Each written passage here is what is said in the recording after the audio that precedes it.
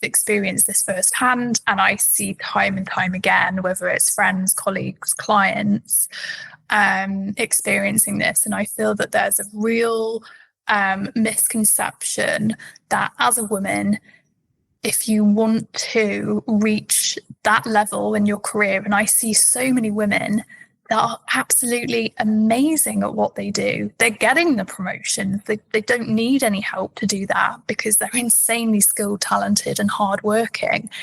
But the misconception bit comes with the fact that you need to do that whilst working yourself into the ground, that becoming that go-to expert in your role and achieving that senior position has to come at the cost. It has to come at the cost of your mental health, your well-being, your work-life balance. And so that really, really forms the heart of my work. Is lack of self-belief holding you back in your career? Pushing yourself too hard, stress at work, burnout, imposter experience, low self-belief are all unfortunately common issues that many of us have faced or will face in our careers. And they are certainly big challenges for new leaders who want to be seen as effective and successful managers. My guest today is on a mission to help women in particular to face down some of these challenges. Her name is Camilla De Burghe, and she is an accredited career coach with a 14-year corporate background in urban design. Camilla feels passionately that every woman deserves to love their career and become a go-to expert in their role, but without having to work themselves into the ground. She loves working with her clients to help them cultivate calm, kindness, and self-belief in their working day. We'll be talking about all of that and more today, including the specific challenges that women face in their careers, what great leadership looks like, the role and the power of coaching. And it's a really deep conversation about how leaders can create more successful workplaces where people love their jobs. And after all, isn't that why most of us become leaders?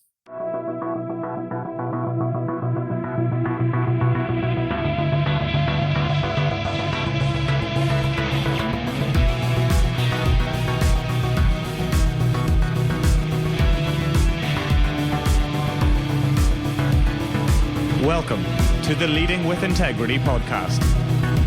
Leadership talk for the modern manager. With your host, David Hatch. Camilla, thank you so much for joining me today. Welcome to Leading with Integrity. It's great to have you on the show. Oh, thank you so much for having me. I'm so excited to be here. Oh, I'm pleased to hear it. And thanks for joining us again. Yeah. And to kick us off, over to you. Tell the listeners a bit about yourself, your background, your career so far, what you do today, why you do it, and so on. Oh, lots of exciting questions to get started. So, hi everyone, I'm Camilla, and in short, I am a career coach and I help women in the built environment to love their career. And I do this by helping them to cultivate calm, kindness, and self-belief in their working week. Now, I must admit, I've had a bit of a different route to coaching. So I actually did my degree in architecture at uni. Turned out that wasn't for me. That's probably definitely a very long story for another day. So I ended up doing a master's in urban design, and I graduated in the middle of the recession in 2009. So that wasn't a particularly easy time to be searching for jobs. And the only thing that I could get was this 3-week work experience placement.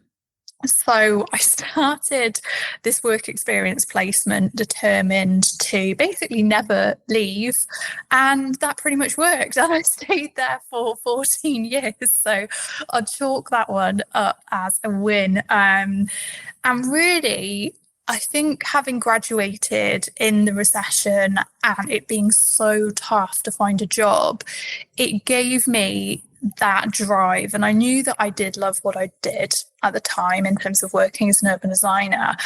And I worked really, really hard. I took responsibility and ownership for projects. I got myself noticed for the right reasons. And I put a lot of time and effort into learning those key skills associated with my job role.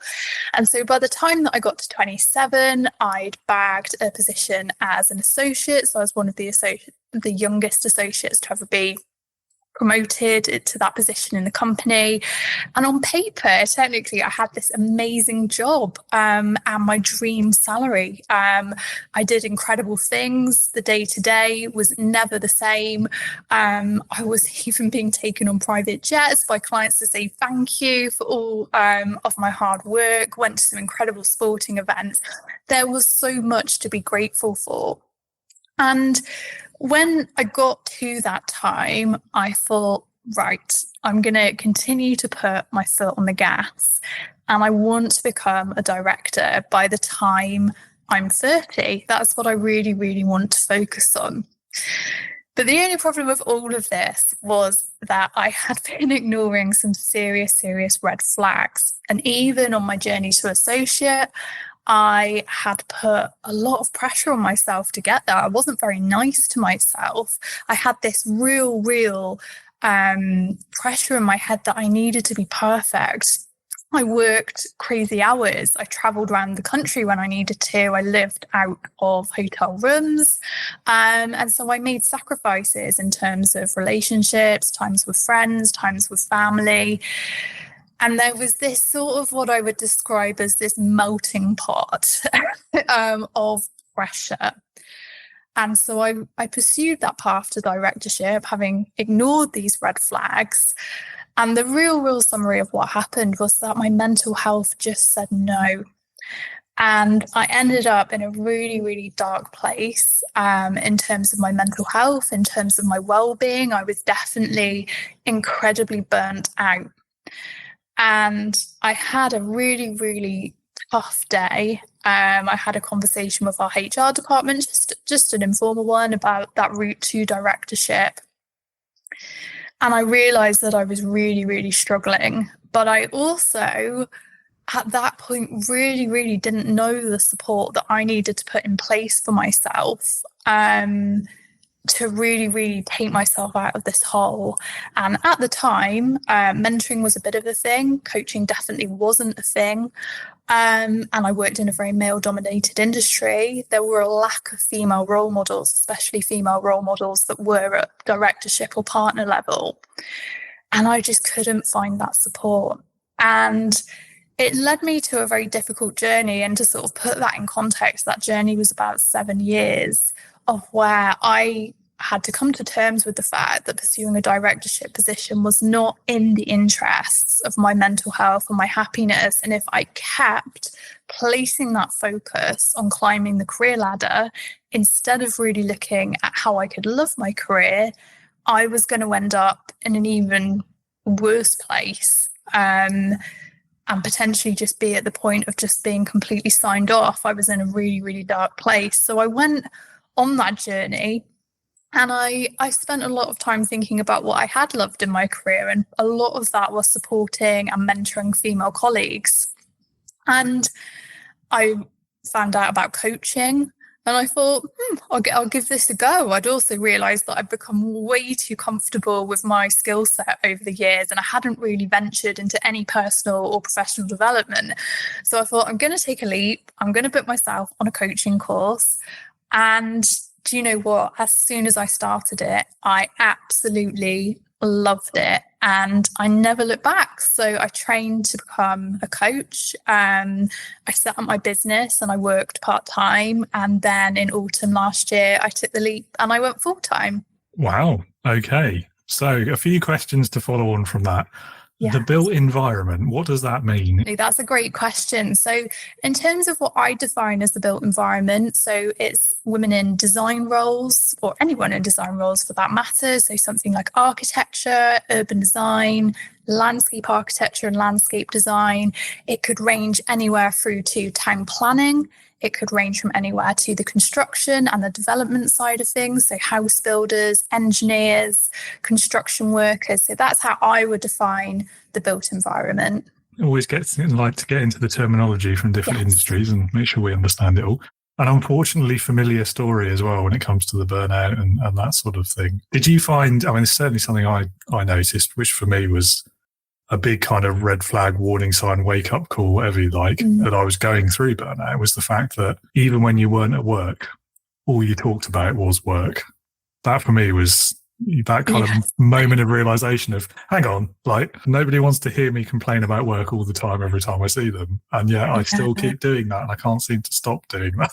Yeah, and I'm with you. And I almost went a step further as well. And I come from an incredibly academic family where I realized that I tied all of my self-worth to work as well. So as well as being generally obsessed with it and it taking over my life in a physical and mental sense, I almost had this additional bind of constantly feeling like if I'm not a success, if I don't get that next promotion, then I've failed. And I really didn't realize or celebrate the fact that there's so much more to myself and everything that makes me amazing than my work achievements. And I just didn't realize that at all. Absolutely. And I think there's a really good lesson in there for leaders too about how you are supporting your people at work.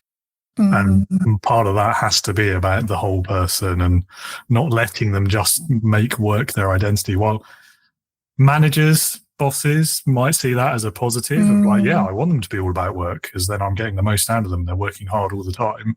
Actually, I think leaders realize that's not the best and you're not going to get the best if you do treat people that way.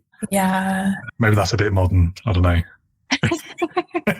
No, I definitely agree with that though. And, you know, yes, understanding that person, who they are in the workplace and outside of the workplace, and the best version of themselves that can come to work. And also, I think it's so important for leaders to celebrate those amazing strengths and skills and see if someone is insanely skilled, talented, or just has a really enjoyable hobby outside of work, how they can bring some of those skills and that learning into work. Yeah, definitely. And giving them space to think about things that aren't work as well. And I mean, it's even like the simple things, like we've probably all worked for someone who you try and book a day off and the first response is they'll cut or ask why or try and negotiate. It's like, well, no, you know, I'm entitled to some time off. I want my time off, please. Yeah, exactly. Anyway, yeah, it's the small things sometimes, I think, they can have a really big impact. Massively, yes. Yeah. So tell us more then about your process, if you like, and how you help women in the built environment to love their careers again. Really, for me, the background to this, and don't get me wrong, I think this is incredibly common amongst a lot of sectors and a lot of fields, but I've experienced this firsthand, and I see time and time again, whether it's friends, colleagues, clients, experiencing this. And I feel that there's a real misconception that as a woman, if you want to reach that level in your career, and I see so many women that are absolutely amazing at what they do. They're getting the promotion. They don't need any help to do that because they're insanely skilled, talented, and hardworking. But the misconception bit comes with the fact that you need to do that whilst working yourself into the ground, that becoming that go-to expert in your role and achieving that senior position has to come at the cost. It has to come at the cost of your mental health, your well-being, your work-life balance. And so that really, really forms the heart of my work, that I help women to see that they can reach that level. The sky is the limit in terms of their career, but they can do that whilst treating themselves with kindness and compassion. So really the way that I love to work, and really what informs all of my work, is what I call my 5-step framework that helps women to love their careers. So the first one is all about finding that career that makes you truly happy, because my story really taught me that if you lose that love for your career, you can end up in such a dark place. And it's having that sense check, helping women to see their motivation. Does their job align with their values? Actually, how is their current role serving them?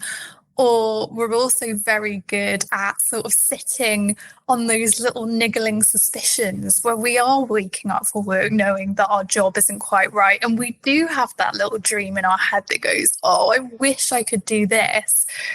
But we keep a little lid on it. So that's the first step, is really, really helping women to understand how their current career is serving them in terms of giving them that love and that happiness. The second step is all about believing the value that you bring to your role. And this really ties into confidence and imposter syndrome. I still find the stat, I think one of the most recent stats is the fact that nearly 80% of women struggle with their confidence in the workplace. And really part of that is just not believing that you're good enough, having that horrible stomach dropping, put my teeth in feeling when you're going, oh my goodness, I've got to do this meeting. I've got to do this pitch. Am I going to do this? I've just said this. Is this right? Oh, I don't know if I should speak up because am I going to say the wrong thing? So there's a massive piece around really, really, truly believing that the value that you bring to your role. Thirdly is work-life balance. So that is the part about realizing that you don't have to work yourself into the ground. It's not going to end up in a place that serves you or your career in the long run. And it's really, really helping women to curate that work-life balance that works for them. Boundaries are a key part as well. We've all been at work and we've all worked with perhaps colleagues, managers, leaders who are, oh, can you just stay and do that? Could you possibly work that weekend? Could you travel there? And actually that's your evening gone because you've got to travel overnight. So it's really understanding about what those boundaries look like and also just be comfortable communicating them. Another step is becoming that go-to expert in your role. And I certainly found throughout my career, the key skills just kept ramping up. And actually, in the first 5 years, they were very much associated with my job role, whether it was drawing, sending emails, writing reports. But actually, when I got to that associate position, the skills required were much more entrepreneurial, when actually I was expected to bring a certain amount of money into the business. And that was a completely new skill set to develop that I then needed to take on to a directorship role. So, and a lot of workplaces now do provide fantastic support, but it's also okay to just need that bit of extra support to just help you just get over maybe that challenge that's being presented by a key skill stopping you, that is just feeling again really niggly, and you're just going, I just want to master that to get to that next promotion. So that is something really important as well. And lastly, something again which I've seen a lot is setting yourself up for success. And I see incredible women on this massive trajectory. The trajectory is just rocketing upwards, but the issue is they don't have that right support around them. And it needs to go, in my opinion, a lot further than perhaps having a colleague or a manager that you can reach out to. Obviously, we know more about mentoring, we know about coaching, and what in their lifestyle. So again, this ties in really strongly with work-life balance. What in their lifestyle needs to happen so that they can turn up to work feeling like the best version of themselves and not going home feeling ridiculously drained, tired, fed up, because all of that is going to snowball into a really, really difficult place in your career. So that's how I love to help women. That sort of concept, that 5-step framework is embedded in my one-to-one coaching packages. And I also love to work with women-led community platforms. I've got a few collaborations going on at the minute, and also businesses, whether it's guest speaking, coaching, mentoring, training, and of course, one-to-one coaching as well. Do you love a 5-step process? Well, I think, for anyone almost in any role, particularly new to leadership, I think there are some themes there that most people who've had a job will recognise. Yeah. And I do wonder sometimes whether that is saying something about our work society and the way we approach our jobs just generally. Yeah. Obviously, with the industry that you've worked in, I think it's true with STEM careers as well. Yes. Particularly, women generally are underrepresented. And when they are in those careers, they feel this pressure that they have to work that much harder and be that much better. Whereas, maybe you've heard the cliche about why there's so many incompetent men in management positions when there's so many excellent women being overlooked. And it is a problem. Why do you think it is a problem, particularly in the industry that you've worked in and more generally? Well, that is an amazing question. A difficult question as well, isn't it? Yeah, there's so much more research that I can do, but I'm really, really trying to understand, because this is a question that you're asking, and I've heard global organizations asking this question as well. I don't feel like this is a fully resolved question, but for me, from some of the research that I've done, it is effectively statistically proven that as a woman is climbing that path to leadership, and if you imagine that good old career ladder, which I don't necessarily love, but it's a helpful image to have in your mind, where a man would climb that ladder, a woman would have to hop over at least one broken rung. So that's an image in your mind of how all of the research and the statistics points to women being disadvantaged in terms of their journey to leadership. And that's just effectively case one. So we already know that issue is there. And then let's go back to something like confidence, something that we know affects the vast majority of women in the workplace. Well, if you're struggling with your confidence, it's not just going to be that horrible stomach sinking feeling that you may be experiencing every day and trying to desperately, hide at work. It's going to affect your ability to seize promotions and career opportunities that come your way. It's going to affect your ability to make your voice heard. It's going to affect your ability to potentially go out and meet new sources of business, develop your networks because you don't feel confident or good enough to go out and do that. It's going to affect the way that you lead or don't lead your team, and that you shy away again for those opportunities to stand out.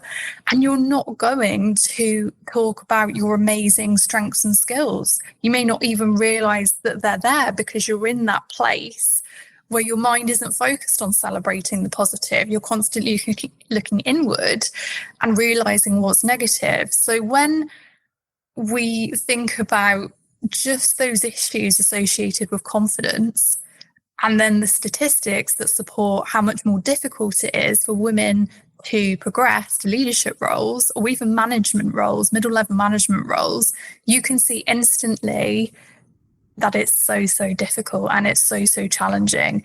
And that's why, for me, effectively, I love to be that support that can help you get over that broken rung in the ladder. Yeah, the confidence one is an interesting one to me as well. I think, having suffered with that myself in past roles. The caveat, as always here, of course, is we don't like sweeping generalizations. No. But with that caveat, there would always be the specifics, the circumstances, the context at the time will have more of an impact, I suspect, in most cases. Having said that, I do think stereotypes have a lot to answer for in some of these issues as well. So on the confidence one, the classic stereotype is that when applying for jobs or promotions, women generally will look at that and say, well, I don't think I'm qualified, so I won't apply. Yeah. Whereas men will be far more likely to look at it and go, well, I might not be qualified, but I've got nothing to lose. I'll wing it. I'll try anyway. Yeah. And I think that goes to answering my question from earlier, doesn't it? About why there's so many incompetent men in management positions. It's because they apply for jobs they're not qualified for, and they're more likely to do that than women. Yeah, exactly. And so you get to a point that because of that difference, it's only those men who are applying. Yeah. So it's going to be one of them who gets the job, isn't it? And that, again, we go back to, we could talk about toxic masculinity. We could talk about the role of diversity in hiring practices. There's so many issues that we could tie back to these little small core problems. Yeah, I agree. And I think what's really important as well, I mean, you just mentioned the words like diversity and thinking of inclusion. We've got International Women's Day. Theme is inspire inclusion. And I've been thinking over the past few weeks what that means to me, what it means for my business, generally my thoughts around that. And, don't get me wrong, this is so important. It's so important that we're having these conversations to start with. It's so important that we are starting to make steps to realising what we, and I say we, almost nationwide, employers, companies, the workforce need to be working on. But I think what can be quite difficult is that we almost see these topics as being so big and so meaty that they're really, really, it's really difficult to break them down. And actually thinking about it's almost been like, okay, but actually what are the really small actions that you can take every day to create the biggest results to actually help women feel included in the workplace? So there is also a massive piece in looking at those really, really small actions that you can actually take each day to create change. Absolutely, yeah. Not to trivialize it, but somebody sent me one of these social media clips the other day of some, I think they were New Zealanders, but they were comedians, and their thing is about workplace culture, but making fun of it. And so this little skit that I was sent was a couple of things to make yourself stand out in a meeting. And one of them was repeat whatever the last person said, but in a louder voice. Right. And obviously the joke was they went round that 3 or 4 times, repeating it. Yeah. And then they put it to the audience of what other ideas have you guys got? What have been your experiences of meetings in the workplace? And a woman in the audience said, let a woman speak. Now you can see the obvious joke, which is what they did. They ignored it. But to really underline the point, the man sitting next to her said, let a woman speak. And so the comedians, obviously making a joke of the reality, went, oh, that's a pretty good idea. Yeah, well, good point, well made. But I think that's one of those little behaviours, isn't it, that you're talking about, is actually, and it's not just women, I mean, it's any minority or underrepresented group in the workplace. Yes. The first thing you've got to do is go and have a conversation with those people, listen to them, get their points of view on what's working, what's not, why is it not working. And the same with hiring and that kind of recruitment process. It's no good just putting your job ad on LinkedIn or, I don't know, a newspaper that only old white men read, for example.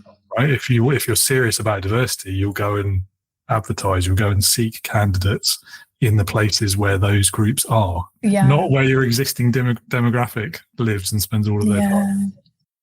Anyway, let's get off the soapbox. I'll dig out the link and send it to you afterwards as well, because I feel like you'd enjoy it. Yeah, perfect.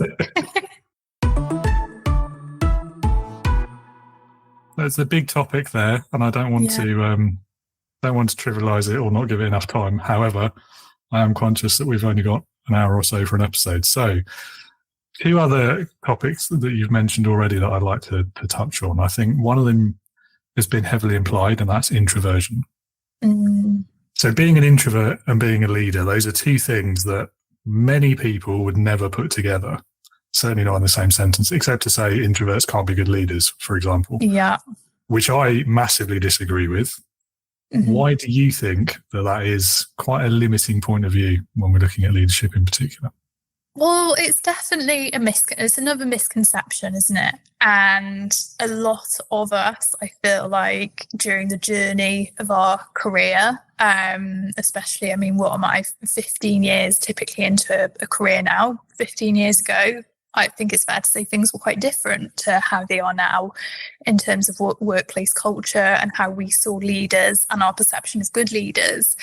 And thinking about that, really, our references for leaders have always been someone that is outward going, that isn't afraid to express their voice and express their voice very regularly. Someone that, has to be a real people focused person, spend a lot of time around people. And it's funny, actually, because when I, a few years, I think, into my career, we had the personality test, something like Myers-Briggs. I came out as an extrovert. So very, very happy to put my hand up, make my voice known. I was surrounded by some very big personalities, so that almost probably brought it out in me as well. And funnily enough, over probably the course of, I would say, 7-8 years, I completely changed. But that coincided with me stepping into a leadership role. So for years, I'd almost been more extroverted. For years, I'd had those references around me, especially, I would say, in a more male-dominated environment, where you did have to shout pretty loud at times to be heard in meetings, if I'm being perfectly honest. And that was the way that you did it. And in some ways, you were respected for that. And I think a lot of the pressure that I put on myself, especially being quite young in a senior role, was, oh my goodness, I've got to make my voice heard. In some meetings, people would be watching to see if you were making your voice heard. And if you weren't, they would actually make it known. And that's not necessarily a bad thing. I understand that. But at that point, I had no idea how to make my voice heard as an extrovert in my own style. And because I had no idea where to start with that, I put so much pressure on myself, A, to be perfect, to always say the right thing, B, to somehow make myself heard, which I just found really, really difficult. And then if I did sit silent, I would just be berating myself, going, you need to speak up, you need to speak up. So that wasn't pleasant either. And I was probably missing the actually really important parts of what was going on in the meeting. And it just became this real vicious circle for me. And then whatever I did say, I would just be convinced it was wrong. Even if that wasn't the case, I would give myself such a hard time afterwards. And I went through this process for years, and I dreaded meetings, presentations, anything that involved me, I guess, having to take a more leadership role in an external environment. And that only changed when I found coaching. And it helped so much with my communication skills, and it helped me realize the sheer power of an amazing question. And all of a sudden, the penny dropped. And I must admit, when I started the coaching course, I didn't tell anyone at work about it. I didn't tell my manager about it. And one day we're having a conversation, and he just said, you're acting really different. You come across, you're so much more confident. I'm really hearing you speak up and making your voice heard. And I thought, wow, because at that time I was only 3-4 months into the course. And I sat and I thought about it. And at that point, especially a lot of the meetings, because of that sort of time, were online, doing it throughout lockdown. And so that was a slightly different challenge as well, maybe even sometimes a bit harder because you couldn't necessarily get eye contact, or it wasn't almost like a roundtable discussion, especially when we were all trying to get a lid on what Zoom meetings were and that they weren't just a free-for-all of everyone talking over each other. But I thought, oh my goodness, I've got an opportunity to really develop my own style here. And I made sure in one meeting I asked a really good question. And I'd even hear back like, wow, that's a really good question. And I think, yes, I've nailed it. And that's how I started. I thought, I'm just going to ask one good question. I'm going to ask 2 good questions today. If I hear my manager, I don't know, struggling with something or needs a stat, I'm going to jump in. Or if they say something and I can add a question to that, I will. So I developed that style over and over and over again. And it did still feel quite hard. But I became so much more confident at speaking. I wasn't dreading meetings. I was asking great questions that got me noticed.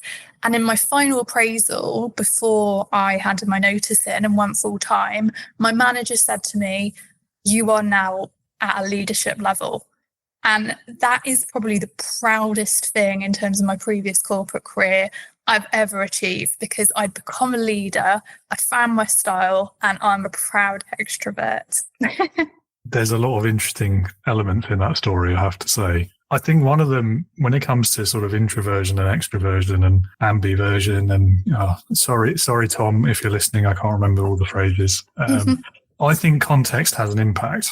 I don't think you are always an introvert or always an extrovert. I think, and from your story, I think that it bears that out, because there were moments there where the feelings and the behaviours that you're describing would be classically associated with introversion, even though you self-identify perhaps and were tested as an extrovert.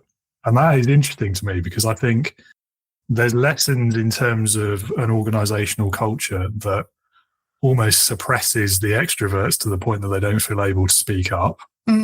There's also lessons there about the power of a coaching mindset for managers, not just managers really, but anyone in a meeting or workplace, to use that sort of questioning technique, that methodology, to be less introverted maybe, or at the very least make themselves feel heard. Yeah. And I think the other really interesting aspect of that is the way you were perceived once you started doing that. And there is a contrast there, isn't there, between the meetings where it's almost like might makes right, isn't it? Like the shouting loudest is the one who gets heard and everyone else is ignored. Versus suddenly you're just asking really clever questions at the right moment, and suddenly people are taking notice and saying, "Wow, you were totally different. Yeah, you're a leader now because you asked as opposed to trying to shout people down." And that is a very interesting lesson as well, I think. Yeah, it was an amazing process to go through, I must admit. And, you know, thank goodness that I found coaching, because it really did get me through the last few years of a corporate career, and also be able to leave that corporate career, I would say, on a high note and achieving something that I was really proud of, because I obviously decided that directorship wasn't for me. And I'd had to cope with that sense of failure and just feeling like whatever I did, I couldn't get there. I was just so unhappy. And instead, I'd done it my way, which I just, it really, really made me so happy. Good. Well, I'm pleased to hear it. And thank you for sharing that story as well. No problems. That does rather lead us into the next question I have. So we've talked about confidence quite a lot. Yeah. Something that we've really touched on but not given name to yet is imposter syndrome. Yes. And so those are two, they're quite often conflated, I think, but they are different and separate. Yes, I don't want to call them problems, but challenges, things that people face, particularly in leadership roles at various stages of their career. So you've spoken already about your experience with confidence. Yeah. What about imposter syndrome? And then from where you are now, what do those things mean to you today? Yeah, that is a great question. And 100% in terms of imposter syndrome, yes. I suffered really, really badly with imposter syndrome. And again, so much learning, because confidence was written, plastered over 10 years of appraisal forms, maybe even 12. I've got the appraisal forms, and if I highlighted every time I mentioned confidence, it would just be all yellow. And I had a great manager.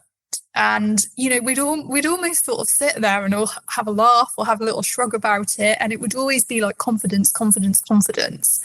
That was the word. But actually, I realised, and again, when I started coaching, confident at what? What did confidence actually look like? And as soon as I could identify that, it was an absolute game changer. And confidence, I've learned, is almost about outward projection. It's about feeling happy. It's about feeling comfortable in your own skin. It's about the way that you're expressing yourself, your tone. But actually, I realized that I'd sort of smothered myself in this confidence blanket, when actually a lot of that voice, and a lot of the voice that was almost my downfall in terms of my mental health, was that inner voice. It was that inner voice telling me I'm not good enough. I'm about to be found out. What if I'm constantly wrong? I must admit, I did back myself in a way, and I always did see that I'd put a lot of hard work in to achieve my success. But when I was thinking, oh my goodness, okay, I'm not going to make this directorship position, I instantly turned on myself, that I'd done something wrong, I'd failed. And that really was my inner voice of imposter syndrome. And sometimes that's incredibly difficult when you've got confidence, you've got imposter syndrome, and you're not really following or able to follow, because, you know, when you're having a tough time, it's also then tenfold so difficult to have that internal reflection. I hadn't really figured out where those voices were leading.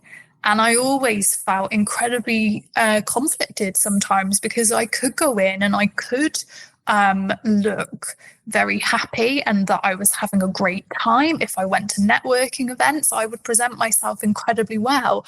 I would back myself, I would back my work, I would back the company. And as a leader in the office, I would say I was quite a confident leader. But actually, that was very different to the voices in my head of going, I'm not good enough, I'm not good enough. And that made me feel incredibly conflicted, because I was like, but I'm putting out a confident version of myself at times, but then I'm feeling like complete turmoil because that's not how I'm feeling or not feeling in a lot of other situations. And I just couldn't understand how to reconcile that. And again, it's taken a coaching journey to make myself comfortable, to understand what confidence is, to understand where my imposter syndrome comes from, and actually really, really positive things I can do to address that going forward.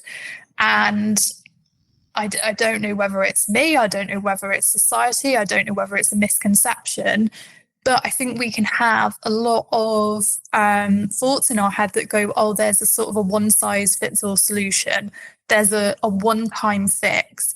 Actually, you're constantly going to be working on this. It's not a one-time quick solution. But if you keep working, you keep investing in your mindset, you will get there. I think that's a good message to end that answer on, definitely. Yeah. And it is definitely true, especially I think with imposter syndrome. Like it will probably never go away. Yes. You will always be struggling with that. I know I always have been. Yeah. And it did make me chuckle as well when you're talking about confidence there and the appraisals. Now, I don't know about you, but whenever I've struggled with confidence, the thing that has always made it worse is somebody telling me I'm not confident enough. Yeah. Yeah, that's the thing. And someone's just sitting there agreeing with you, nodding their head, going, no, you're not.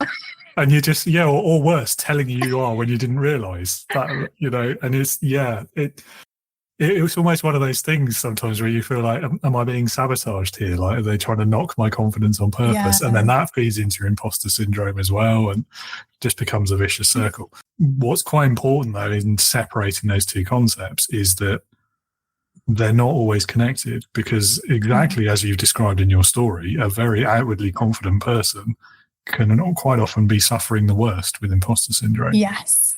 And again, it's back to these sort of problems of our work culture and the way we view work as a society, this whole fake it till you make it mentality, as though that's a good thing, that's something we should aspire to. Yes. And again, we play into leadership here because it's all down to, at the end of the day, in my opinion, authenticity and honesty. If you can be honest about what you're good at and what you're not good at. Yes. If you can be honest about what you do and don't know, it makes you a better leader. Yeah. It can also help you, I think, with imposter syndrome, because you're not so worried about being found out if you've already told people. Yeah. Which is very oversimplification, but that was something that helped me anyway when I last went through it. Yeah, that's really interesting to hear. Like, I must admit, if I've got one terrible habit, it's the fact that I'm and definitely in my career, I was very, very open and honest about what I thought I was good at and what I wasn't. But I would always take it one further in terms of what I wasn't good at. And I realized actually that I was using a lot of self-depreciating language and going one step further to really put myself down. And that's something, again, that almost links back to that imposter syndrome of going, okay, well, I've been open, I've been honest, I'm putting myself in a place that I'm more comfortable, but I'm just going to take that opportunity to just tell myself again that I don't think I'm good enough. And again, it's almost that negative mind chatter and those little adjustments that you can make in your mindset that you go, yeah, my strength doesn't lie with this, but I am really, really committed to learning and I'm going to enjoy that process, rather than me going, yeah, I'm not good at that. And when I did that, I was literally terrible. Such a difference. Yeah, no, I know what you mean. I think a big part of that honesty has to be being honest with yourself as well, though, doesn't it? Yeah. I mean, one of the best ways I've ever found of improving confidence is to first improve competence. So if you are good at something, you'll become more confident at it. And that's not always the answer for imposter syndrome, but I think it can help, certainly. 100%. With I remember on the coaching course, there's this amazing coach, and when we talked about confidence, she just went, confidence is practice. The more you do it, the more you will feel confident. But confidence is also, it can be a tricky thing because it's a nominalization, which means that we have this air that we go confidence. And as soon as you go, what is confidence? You go, I don't know. So it's always so much more helpful if you can think confident at what, because then that leads you to taking practical actions. And I always say with confidence, chase actions, not feelings, because the actions will get you to confidence. As well, it's somewhat in the eye of the beholder. Yes. So, and we tend to look at it through our own lens. So we go back to, say, the introvert and extrovert conversation. The extrovert would see confidence as that classic outgoing, well-spoken, not afraid to speak their mind and speak up loudly quite often. Whereas for the introvert, actually, it takes quite a lot of confidence to sit in silence. Yeah. Other people might view it as an awkward silence. The introvert might be quite confident just sitting there perfectly happy waiting for the next person to speak. Yeah. Yeah. So yeah, I do think, again, it's context and perception, isn't it? It's always interesting. It is. Another foible of human behaviour there. Yeah, I mean, I learned something, like apparently we share the same definition of a word with 5% of the world's population. So, again, I mean, this comes down to something classic for leadership as well. When we say a word, the chances are your definition of it is not going to be the same as someone else's. And that's why it's so important to know what that means, what that word, what that definition actually means to you. Which brings it, of course, back to coaching, doesn't it? Yeah. When you say that, what do you mean? Yes, exactly. What is the biggest leadership lesson that you've learned in your career so far? So that is definitely without a doubt, getting really clear on what you're doing. Now, this may sound ridiculously simple, but I am massively of the opinion, if you don't understand the work stream, the task, strategy, the deadline, anything associated with what you're working on, then it is going to be almost impossible to help your team understand it. And that's going to cause confusion. It's going to cause chaos, quite frankly, and it's going to cause everyone to be unhappy. And I must admit, because of the role that I had at the age that I had, I think, to be honest, I lacked experience because I'd gone into it so young. A lot of it was very, very technical. So what I decided to do was always spend a little bit extra time really understanding what was needed to be done. So the work streams, the strategy, the deadlines, if I needed any clarity on that, I would go and seek that clarity from my manager or chat it over with someone more senior, so that when I booked in that time with a team member, I could present it incredibly clearly. And that ultimately, yes, okay, that could be seen as annoying in terms of having to invest more time or work a bit later. But it worked so much better in terms of the outputs, in terms of the work streams, and also just having a happy team. And sometimes I thought, well, maybe I'm going a bit mad, or maybe I'm sort of overloading people with information when they don't actually need it. And I remember a colleague going to me, "Oh, Camilla, you're one of the only people that sits down and explains how actually the bit of work that I'm doing links into the project and how it relates to the wider success of the project." And I thought, wow, okay, that's great. I'll keep on doing it. So yeah, it was a real lesson. It took some time to master, but just getting really, really clear on what I was doing. There's particularly powerful behavior there, I think, around giving people the context of what they're doing, because nobody wants to feel like a cog in the big machine that never has sight of the outcome. So it's make sure you explain to people what they're doing, where it fits in the bigger picture, and why it matters. Yeah. Because if you don't do that, then they're going to lose interest pretty quickly. We can talk about staff engagement or happiness at work or job satisfaction. All of these things ultimately come out from understanding the value you're bringing to your organisation. And it is leadership's job, in my view, to make sure people do understand that. Yeah, massively, because if you're there, I mean, I was also lucky, I guess, staying in the same company and having started that journey literally on my work experience. I knew how I really enjoyed being managed and being led, and what made me feel fulfilled personally and professionally. And, you know, there's the classic saying of treat others how you would like to be treated. And that's exactly what I did. I mean, for me also, I mean, that was a massive culture of a company, but just having gratitude and saying thank you, I couldn't almost stress that more as being so important. It is amazing what gratitude and a thank you can do. And as much as I was really grateful for the success in my career, I did never, ever fail to recognise that that was a massive team of people that were behind me, and that if I didn't have them, oh my goodness, it would have just been absolute chaos. I couldn't have done it without them. The flip side of all of that is if you don't have the same expertise as your team, and for a lot of leaders that is the case because it's differing skill sets, it is quite important sometimes. And I think there's a lot of value in being able to do this well. Call it the coaching approach if you like, call it leading with curiosity, but ask genuine questions to which you don't know the answers.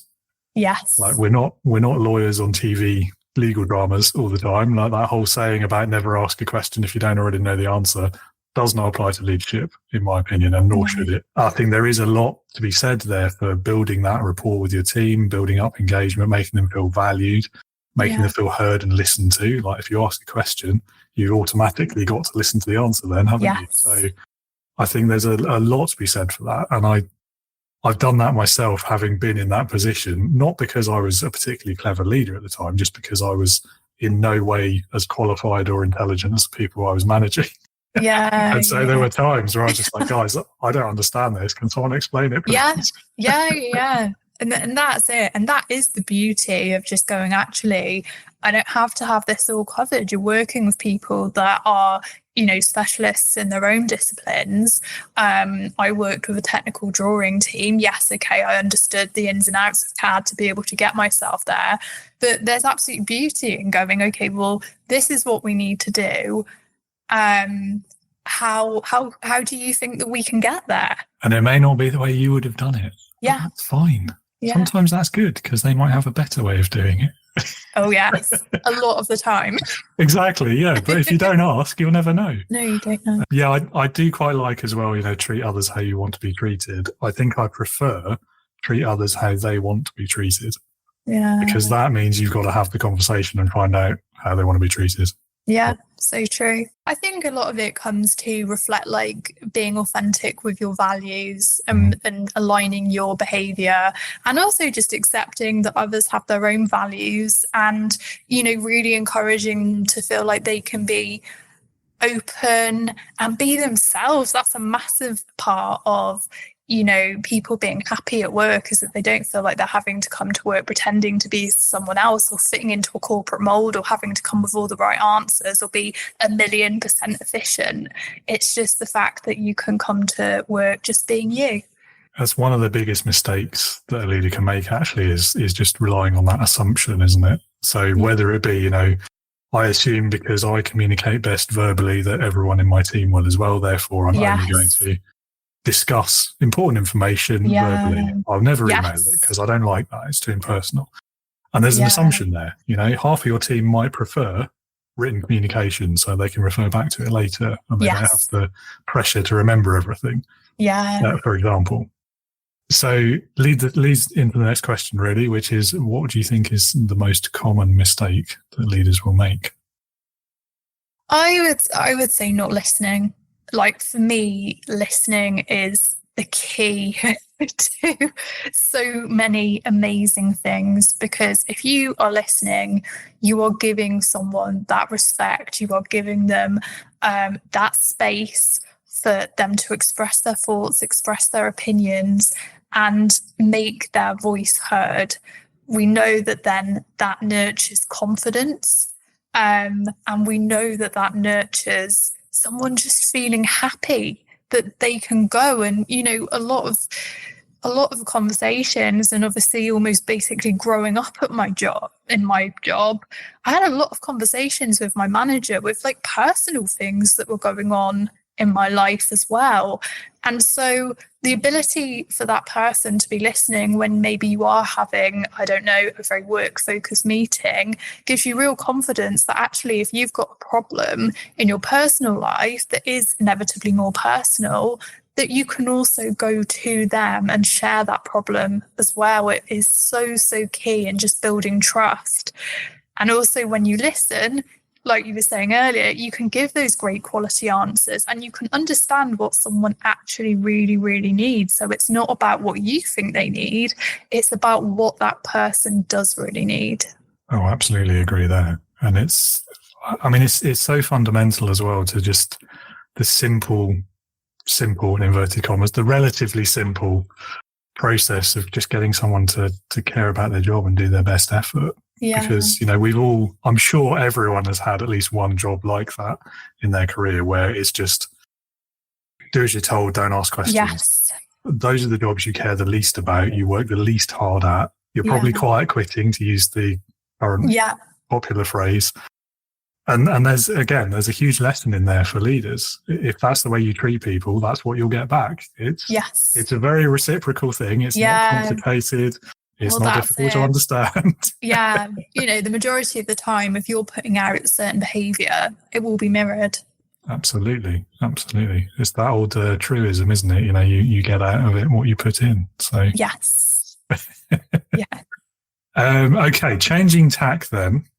What would you say has been your best experience of being led? Wow. I was in my role for 14 years. I had the same manager throughout all of that time. So it was a journey. But I feel very lucky. And, you know, I will also say, like, it was a male manager who was amazing at supporting and championing me. And there were a lot of positives that I've taken away from the process. And I do attribute a lot of my support to his mentoring, all of the time and effort and energy that he invested in me, and making sure that I was very clear about my work, which was then behaviour that I could mirror to supporting other colleagues. And I think, definitely, he had a lot of leadership qualities and a lot of entrepreneurial qualities, actually, that have stood me in amazing stead for my own business. But I think in terms of that listening piece, that support piece, and he was also, at times, I feel almost incredibly brave to let me have the ownership and the responsibility that I did, even in a very, very junior level of my career. And I remember always being so struck by it that he would always come in from a meeting and be like, right, you, this project, this piece of work. And you'd be like, me? Like, I'm going to do that. Like, I'm going to lead that project. I'm going to produce this bit of work, even on my work experience. And he was just like, yeah. So I think him being able to be really happy to give that ownership, and don't get me wrong, help was always there. It was never like, oh, you've got to do that and you're alone. You were always supported on that journey, which was the most lovely thing. But inevitably, that led me to skyrocket the key skills that I needed to do to learn in the early parts of my career, because I was being given the opportunities. And he was never ever precious about work either, which is something that I must admit have been qualities that I've noticed in great founders and great leaders, that they are not precious. If someone came up with a better idea, he went, yeah, go for it. If someone told him he was wrong, he was like, yeah, I can see where you're coming from. Why don't we do that instead? This could be the approach. He was always so responsive and adaptable to other people's ideas. Nothing was ever set in stone. Nothing was ever too precious. Nothing was ever like his idea that he had to hold on to. And I think that is an incredible quality of leadership. There are several tightropes to walk in leadership. And I think one of them is definitely that ability to let your people feel ownership of tasks, ownership of their jobs even, but also know that there is that support there if they get stuck. Yeah. And it's a tightrope, because it's so all too easy to fall off on the one side and just be constantly looking over their shoulder and making sure they're doing it right. Yeah. Or on the other side, to just give them a job and disappear and they don't see you again for 6 months. Yeah. So there's definitely a trick. There's a knack to getting that right, there is. There is. Practice makes perfect, I guess, Yeah. as we said earlier. Yeah, 100%. And he put a lot of time in as well. I mean, he was always the one, in terms of me saying earlier, I had to put a bit of extra time in to get clear. And then I also accepted that, you know, working with more junior colleagues, you do have to put a bit of time in, and that helps them learn, it helps them grow, it helps you get the best work possible. And that's all part of the process. And again, that was something that I massively learned from him. Even though he was a partner in the company at that time, if he needed to spend 2 hours helping me write emails, checking plans, that's what he'd do. Oh, not so sure about that. Rewriting your emails for you. Oh. No, it was really helpful though. Okay. It was really helpful, and I tell you why. Because doing the job that we do, they are scrutinised, I will say, and some of the documents that we produce can actually be legally scrutinised as well, at appeals and what have you. So they are, they're documents that need to be checked. Let's just say. Time for the time travel question. Okay. If you could go back in time to the start of your career, what would you say to your younger self? Definitely just believe. And I think there was that part of me. And again, it probably links back to graduating in the recession when there was such a scarcity of jobs. I probably had that mindset, which I don't think was necessarily bad, but I was very lucky to be there. I was very, very grateful for it. And it took me a while in my job to feel like I'd earned my place, that I wasn't at risk of somehow that sort of scenario being swept out from underneath my feet, and I dreamt it all.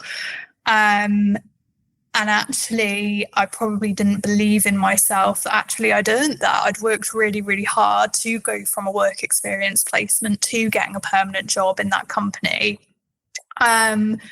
So yeah, it's definitely believe and just enjoy it. I mean, again, my story is all about, I always had that career ladder in my sights. And yes, it got a lot worse and to the end of my 20s, but I always did.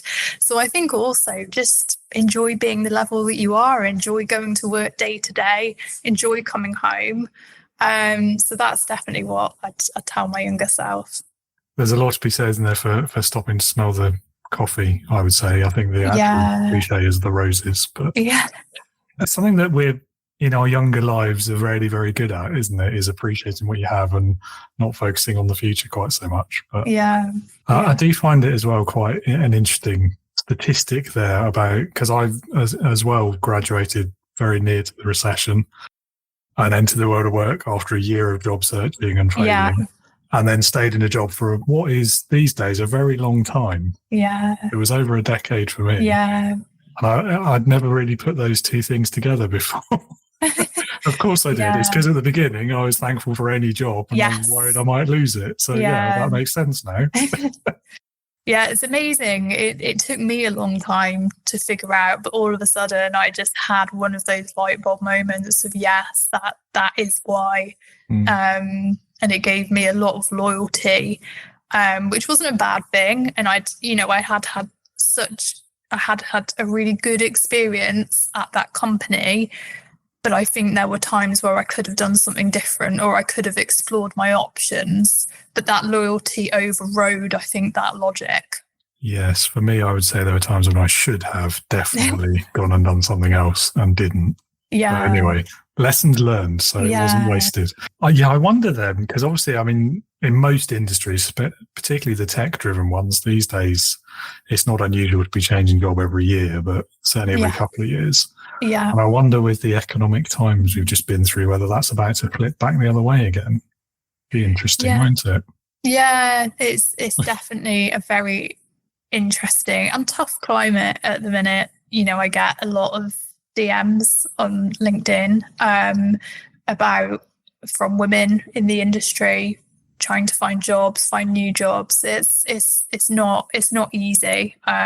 So yeah, if you happen to be someone that's listening to this, please do pop me a DM, because I know it can feel so tricky to reach out, though. I think sometimes you do go into that place. It never makes you feel great if you're trying to look for a role, or even if you're feeling, to be honest, at your wit's end in your current role, and you're in a really, really tough place. It can feel like such a stretch to actually reach out. And so that's always something that I love to say, that no message or anything that anyone says is ever going to be judged. It's just all about providing support. Leadership Heroes. Okay, well, we're nearly out of time. I've got one question left for you. It's my favourite question. I hope it's going to be yours as well. It's called Leadership Heroes. So if you could pick one person, and they could be anyone you like, alive or dead, past or present, real or fictitious, who in your opinion would perfectly embody leadership, and why? So I can see also that you're on the edge of your seat for this. So not loads of people know this, but I'm a massive, massive sports fan. One of my favourite sports is actually basketball, NBA over in the States. So gut instinct in terms of who embodies that perfect sort of version of leadership, it's got to be LeBron James for me. I think that he is absolutely phenomenal. And the reason for that is obviously he's an amazingly talented, I would say arguably the best player in the world right now, best player of all time. But I think it's what he embodies. He's older than me. I want to say like 37. He's got to be somewhere he's under 40, like 37, 38. He's still playing phenomenally. So he's great. But it's now for him also about how he leads the team. It's about the culture that he embodies. It's about how he is helping junior players. It is about the example that he is setting for the team and for the organisation. He does a lot of work outside of the team, outside of the organisation anyway. But you see it. I mean, I watch a lot of basketball, and he is incredibly consistent with that culture, the way that he holds himself, everything that he does. And admittedly, I don't know the ins and outs of his training or what he does, but in terms of great players, great leaders, it's not just about having that vision. Of course, his vision is leading that team to victory, but he will also be operating at the micro scale. It's known that LeBron James turns up very, very early to games. He will turn up like hours, almost when like no one is there, including like arena staff, because he will start his prep routine, he will start his practice, he will start his warm up, and he will go through all of that for hours before anyone else even arrives to the venue to really focus on his success at a micro scale. And I'll never forget, I listened to another podcast and they had a former coach of Kobe Bryant talking about Kobe's success. And it's a bit of a tangent, but I love this story. And I think it tracks across to just great leaders and great visionaries, that it is having that vision and knowing how they're going to get there. But it is those micro details. And Kobe Bryant used to go, again, hours early to games. And he would spend hours bouncing the ball up and down on the court in every area of the court. And he was so focused on knowing the areas where the ball would bounce better than others. You'd have a higher bounce, a lower bounce, a more intense bounce, so that he knew wherever he was in that court, how best to handle that ball and shoot it. And for me, it's sort of what embodies that leadership. It really is thinking about that bigger picture and holding yourself and the way that you train your culture, the way that you put yourself across to achieve that goal. But it's also knowing all of those micro details and being really, really committed to them that help you achieve that success. Wow. Okay. Yeah. I mean, there's a lot to be said, isn't there, for practicing the craft. I do wonder though, like how, if you're getting there that early and spending all those hours warming up and practicing, how do you have any energy left for the actual game? That's the training though, isn't it? I mean, that's the training. They do very, very intense training. But again, LeBron James is the leader of that training. So they'll have the regular basketball season, they'll then have an off season, and LeBron James is known as like one of the best, I would say, sort of trainers, hardworking trainers in the off season, because he's obviously now older in terms of what a stereotypical sports person's career would be. He has to put in even more effort in that off season to make sure that he's in the best form when he hits the new season, because it's so much easier to get injured, I guess, to lose that stamina. So again, it's just, I love it. I mean, I must admit, I'm such a basketball fan. I'm such a sport fan. Like, something that personally I want to learn more about is sports psychology, because I love that vision and that mindset of just being, it just is clarity. I feel like sports psychology embodies a lot of clarity, a lot of focus, and just that this is what I'm doing and I will be getting there. And it, especially in basketball, because you have got that team culture and you work, you focus on your goal and you get there. And if you have a setback, it's a setback, but you keep moving. Now, I'm not a sports fan. I'm not going to pretend to be. Basketball's the one with the sticks, isn't it? I think. No? Yeah. However, even I've heard of him. So there you go. I mean, and we've not had him either as a choice yet for Leadership Heroes. So you get bonus points. Well done. Yeah. Because it is a scored exercise, in case I didn't tell you. Look forward to receiving that. Yeah, there will be full 360 for you, but no, not really. Yeah, but I think he's known outside of basketball as a good person to work with, as a modern leader, as someone who works really hard as well. So I don't think you necessarily get a reputation like that outside of your industry unless it's really well earned. Yeah, I agree. Well, Camilla, it's been lovely talking with you today. I've really enjoyed our conversation. One last thing I will ask you. Yeah. Any of the listeners would like to learn more about you or what you do or get in touch, where can they go? Yes. So I'm on a few social media platforms. I'm on LinkedIn and I'm on Instagram. I've also got my website as well. So yes, feel free to come and say hello. Always love to hear from you. Okay, well, I'll pop the addresses in the episode description so everyone can find those easily. That's it from me. Thank you again so much. Have a lovely rest of your day. Thank you. Well, thank you so much for having me. I feel like we've covered so much, and it's just been an absolute pleasure to talk all things career and leadership with you. Likewise. Thanks again to Camilla there for a brilliant conversation. We touched on some really big and important topics, but I hope, listener, that it has given you some ideas, inspiration, and practical guidance to help you with the challenges you may be facing in your own career. And on the subject of careers, if you would like to reach out to Camilla, learn more about what she does, and perhaps work with her as your career coach, then do check the links below in the episode notes, the description, etc. Thank you so much for being with us today. If you did get something out of this episode, then please do consider leaving us a review or a rating on whichever platform it is you're listening from. I always love hearing the feedback and reading some of the very kind reviews that you've all left over the years, and it's always useful to help me improve as well. I hope you'll be with me again next week when I'll be chatting with keynote speaker, leadership trainer, and fellow podcast host, Juan Alvarado. Looking forward to it already. Talk to you again soon, and in the meantime, be a leader, not a boss.